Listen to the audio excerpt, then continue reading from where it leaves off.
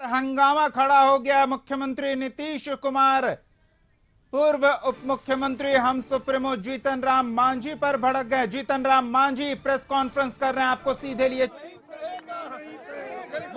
दलित का अपमान नहीं सहेंगे, दलित का अपमान नहीं सहेंगे,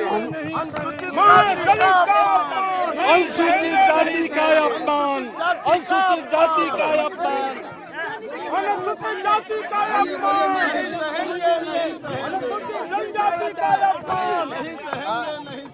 शांत रहिए, शांति एक बार शांति। देखिए, ये शिक्षण संस्थाओं में शेड्यूल कास्ट, शेड्यूल ट्राइब्स और अन्य पिछड़ा वर्ग के लोगों के लिए नामांकन में आरक्षण का विषय था। हम इस पर बोलना चाह रहे थे पहले, जब सेवाओं में इन सब लोगों की नियुक्ति का जो प्रश्न आया संशोधन का, चूंकि कथित रूप में इनका जो आंकड़ा है, जातीय जनगणना जो किया है, उस पर इन्होंने आगे बढ़ने का काम किया।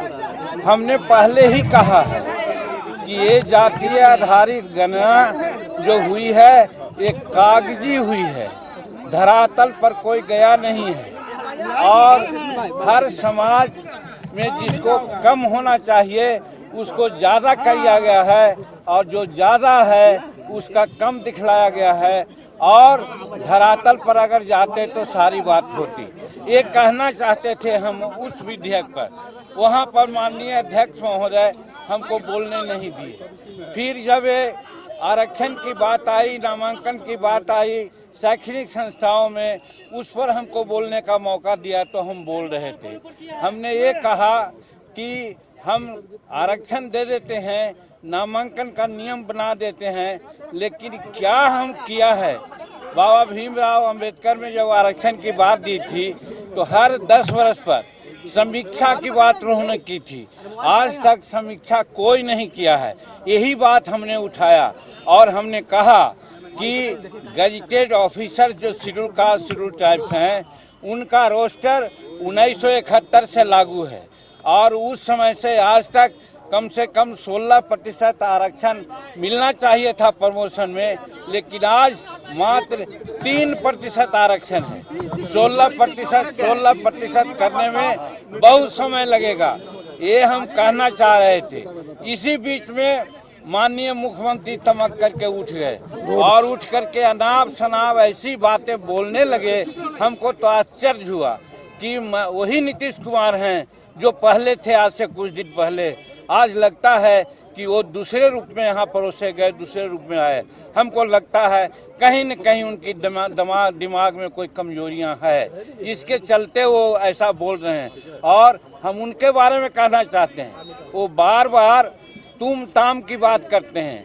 आप जोड़ लीजिए, 1985 में वो विधायक बने, हम 1980 से विधायक हैं। उम्र में वो 74 साल के हैं, उम्र में हम 80 साल के हैं। तो वैसी परिस्थिति में तुम ताम करना कहाँ का उचित है, उसमें भी विधानसभा में।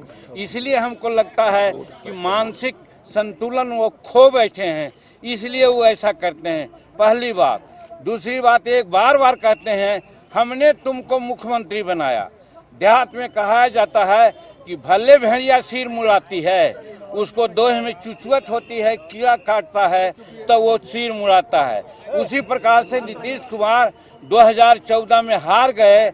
सब लोग कहने लगा नीतीश कुमार इस्तीफा दो, इस्तीफा दो। अपनी लाज बचाने के लिए एक सीधा साधा आदमी को मुख्यमंत्री बनाने का काम किया।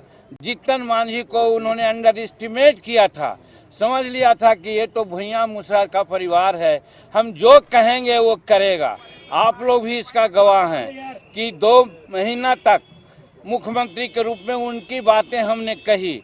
आप लोगों ने कहा कि जीतन मांझी रबर स्टैंप हैं, जीतन मांझी रिमोट से चल रहे हैं। सही बात है, हम आपको धन्यवाद देते हैं।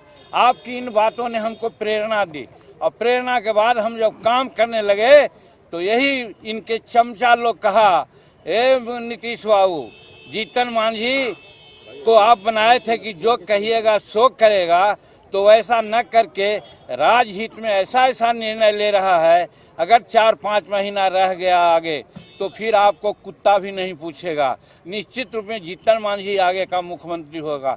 तब इसको हटाने के लिए इन्होंने क्या क्या नहीं किया। हमने इनको कहा कि आप फालतू इतना काम कर रहे हैं, इतना काम करने की जरूरतें नहीं है। 2005 में आपने हमको मंत्री बनाया था और लोगों ने कहा कि एक दागी मंत्री आ गया है, तो 4 घंटा के अंदर हमने इस्तीफा दे दिया था। अगर आप चाहते कि मुख्यमंत्री पुनः हम बनना चाहते तो हम इस्तीफा दे देते, इसमें कहीं कोई दो बात नहीं।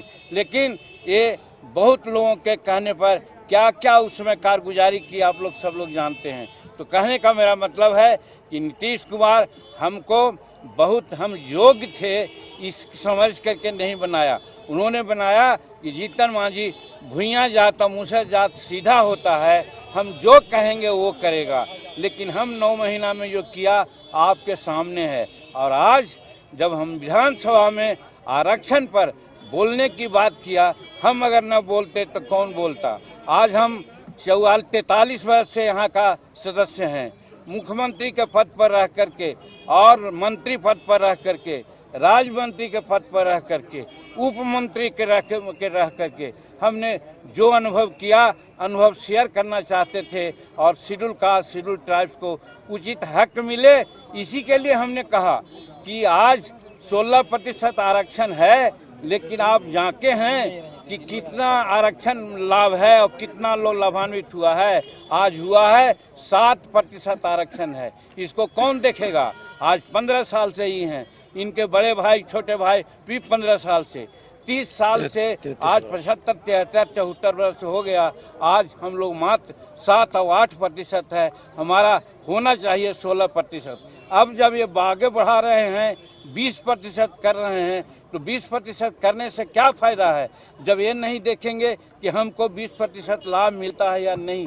यही कहना चाहते थे, लेकिन इस बात को सुनना नहीं चाहते थे। दूसरी बात, सुप्रीम कोर्ट ने कहा था आरक्षण प्रमोशन में कि साहब आप स्टेटस को रखिए, लेकिन स्टेटस को दूसरे राज्यों ने रखा, लेकिन ये स्टेटस को नहीं रखा और सामान्य वर्ग के लोगों को प्रमोशन दिया और शेड्यूल कास्ट को प्रमोशन को कैप्टन अवेंस रखा कि सुप्रीम कोर्ट का आदेश आएगा तब करेंगे। यही हम कहना चाहते थे। ऐसा दुबातिया बात मत बोलिए। इनसे टेलीफोन पर बात करके भी हमने कहा था, तो हमसे कहा था इन्होंने कि नहीं, दोनों को प्रमोशन हम साइमल्टेनियसली देंगे। लेकिन जब देने की बात आई तो सामान्य वर्ग का प्रमोशन मिला, अच्छी बात है, उनका हम विरोध नहीं करते हैं। लेकिन साथ साथ शेड्यूल कास्ट का भी आरक्षण होना चाहिए था, जो नहीं हुआ। यही कहना चाहते थे। अब आगे आप लोगों के माध्यम से यही अनुरोध करना चाहते हैं कि इन सारी बातों को पब्लिक डोमेन में रखें। हम भी भारत सरकार के गृह मंत्रालय में या पर्सनल विभाग में या राज्य सरकार के अन्य राज्यपाल महोदय से मिलेंगे और कहेंगे कि ऐसे मुख्यमंत्री जिनका दिमाग लगता है कि अब कहीं दूसरे जगह चला गया है, इनको बर्खास्त कीजिए, यहाँ राष्ट्रपति शासन लगाइए और ताकि यहाँ बिहार की जनता को लाभ मिले और न्याय मिले। यही आगे हम लोग करेंगे। हाँ, एक बात और ये बार बार कहते हैं, 2017 में यही नीतीश कुमार कहे थे, मांझी जी आप लोगों के बारे में सोचा गया है। उस समय एनडीए में थे, तो हमने कहा था कि हाँ, हमारे बारे में सोचा गया है, मालूम है, हमको गवर्नर बनाया जा रहा है। हम गवर्नर के पद पर नहीं जाएंगे, कोल्ड स्टोरेज में नहीं जाएंगे, हम पब्लिक में रह करके लोगों से काम करेंगे। और हम जब नहीं बने तो आज सत्यदेव नारायण आर्य वहाँ के राज्यपाल 2 जगह बनाए गए। और आज की बात जहाँ तक है, बात कहीं उठती है, हम कहते हैं कि हम विधायक रहें न रहें, मेंबर पार्लियामेंट रहें न रहें, जब तक हमारे नस में एक बूंद भी खून है, पब्लिक से डायरेक्ट कांटेक्ट करके पब्लिक का सेवा करना चाहेंगे। हम राज्यपाल स्वप्न में भी नहीं सोचा है, हम राज्यपाल नहीं बनना चाहते हैं। ये लोग हमको ख्याली पुलाव या सब्जवाग दिखलाना चाहते थे, अपने तरफ कहते थे आ जाओ मेरी पार्टी में आ जाओ। हम क्यों उनके पार्टी में जाते। हम हिंदुस्तानी अवाम मोर्चा सेकुलर बनाया है, गरीबों के लिए बनाया है, 34-35 निर्णय अपने मुख्यमंत्री काल में लिया है। इसको इन्होंने मर्सिलेसली कुछ नहीं देखा, सबको कैंसिल कर दिया। अगर वो आज रहता, लागू होता तो आज बिहार की स्थिति आगे बढ़ती। आज ये फिजूल खर्ची में पड़े हुए हैं। बताइए, नया म्यूजियम हाउस से पुराना म्यूजियम हाउस में अंडरग्राउंड जो बनाया जा रहा है 6,000 करोड़ रुपया की क्या जरूरत थी। और दूसरी बात ये हम कहना चाहते हैं कि आज पैसा है तो आज गरीबों को जो 60 वर्ष 70 वर्ष गुजार दिया उनको पेंशन देना चाहिए। अगल बगल के लोगों को 1,000 रुपया, 1,500 रुपया और 2,000 पेंशन मिलता है। यहाँ 200 रुपया पेंशन मिलता था, जिसको 200 हम बढ़ाया 400 रुपया मिलता है। उससे कोई फायदा होने को है क्या? मुख्यमंत्री जी के हाल तक दया आ रहा है कि गुस्सा आ रहा है उन पे? नहीं, हमको दया आ रही है उनके दिमागी की स्थिति को देख करके कि जो आदमी 15 साल 18 साल मुख्यमंत्री बिहार के रहने का काम किया, आज इस स्थिति में आ गए कि अपने अस्तित्व को भी वो न समझ रहे हैं। और कल ही 3 दिन पहले 2 दिन पहले महिलाओं के बारे में क्या कहा, समूचे दुनिया थू थू कर रही है। यही आप समझ सकते हैं कि इनका दिमागी की स्थिति क्या है। बस हम लोग अभी कहा कि हम लोग राज्यपाल के यहाँ जाएंगे और सारी बात उनसे समय लेकर के बात करेंगे। कोई तनाव में है क्या नीतीश कुमार? देख, अब एक चीज सुन लिया जाए कि महिलाओं का अपमान करना, अनुसूचित जाति का अपमान करना, अति पिछड़ों के साथ धोखा करना, ये गलत है। ये तमाम विषय के कारण ये बौखलाए हुए हैं।